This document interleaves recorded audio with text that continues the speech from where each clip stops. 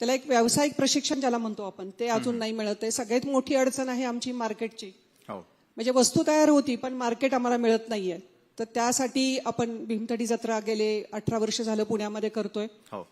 आणि संपूर्ण महाराष्ट्रातून आणि 13 राज्यातून तिथे महिला येतात आणि त्यांचं जे काही प्रॉडक्ट आहे ते पुणेकरांच्या समोर आणायचा प्रामाणिकपणे प्रयत्न करतात.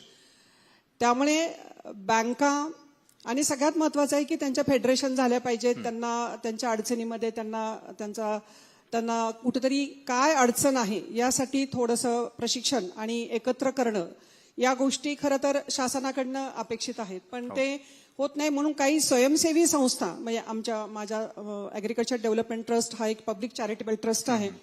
याच्या माध्यमातून जवळपास मी 6 तालुक्यात काम करते. आता माझ्याशी 30,000 महिला हा डायरेक्ट कनेक्टेड आहेत आणि आम्ही त्यांना जवळपास कर्जत जामखेड आता रोहित इथं समोर बसलेला आहे त्यामुळे त्याची मदत आहेच मला.